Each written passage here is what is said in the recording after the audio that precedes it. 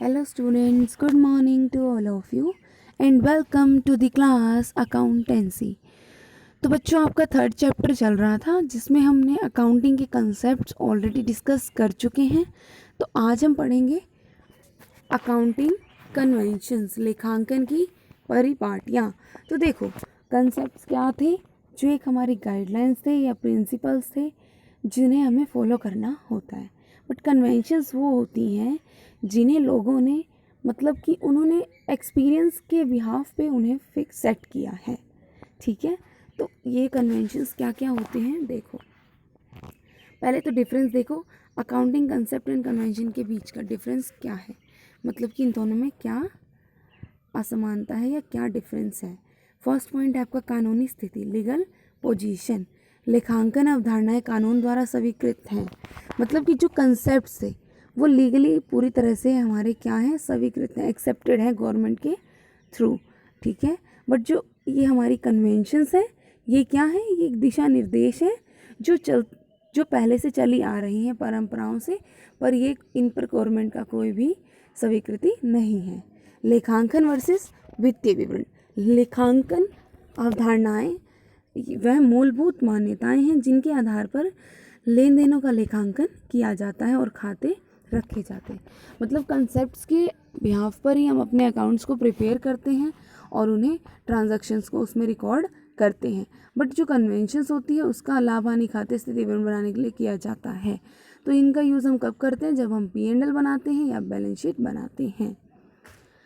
महत्व क्या होता है, यह एक समान नियम है, मतलब एक यूनिफॉर्म है और ये उतने महत्वपूर्ण नहीं है जितना कि लेखांकन अवधारणा है। मतलब कंसेप्ट से ज़्यादा महत्वपूर्ण कन्वेंशंस नहीं है। व्यक्तिगत निर्णयों का प्रभाव। लेखांकन अवधारणाओं के पालन में व्यक्तिगत निर्णयों और पक्षपात का कोई प्रभाव नहीं पड़ता, मतलब यहाँ पर कोई पर्सनल डिसीजन का कोई भी इफेक्ट नहीं पड़ता। परिपाटियों के पालन में व्यक्तिगत निर्णयों का महत्वपूर्ण प्रभाव पड़ता है। और कन्वेंशंस में क्या होता है, यहाँ पर पर्सनल डिसीजंस जो भी लेते हैं उसका इफेक्ट पड़ता है। समान रूप से लागू किया जाना। विभिन्न संस्थाओं में लेखांकन अवधारणाओं को समान रूप से लागू किया जाता है। और यहाँ क्या होता है, विभिन्न संस्थाओं में लेखांकन परिपाटियों को समान रूप से लागू नहीं किया जाता, मतलब कि जो कंसेप्ट्स हैं उसको फॉलो करना सभी ऑर्गेनाइजेशन के लिए अनिवार्य है, पर जो कन्वेंशंस हैं उनके लिए कोई इतने अनिवार्य नहीं है। तो देखो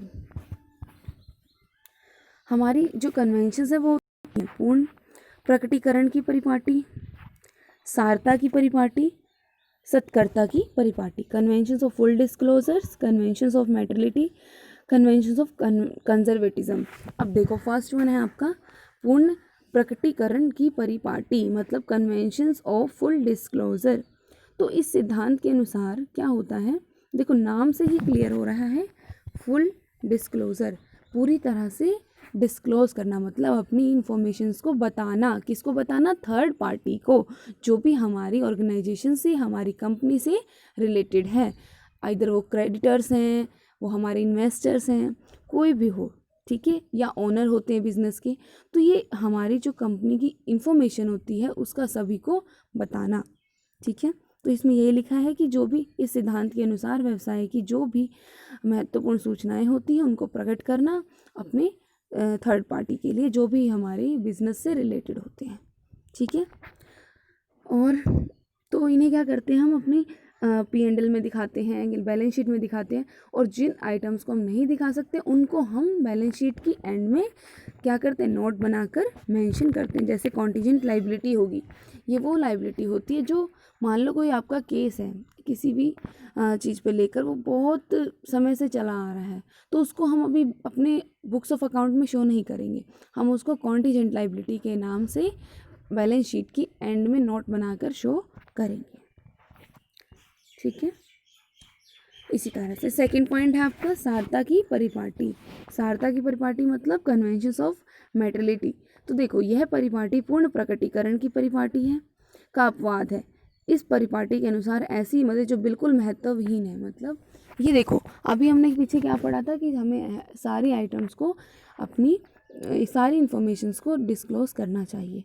तो ये क्या कहता है, सारता की परिपाटी कहती है कि हमें उन आइटम्स को, उन ट्रांजैक्शंस को जो हमारे लिए महत्वहीन है, मतलब जिनका हमें कोई आवश्यकता नहीं है, उनको अपनी बुक्स ऑफ अकाउंट में शो नहीं करना चाहिए।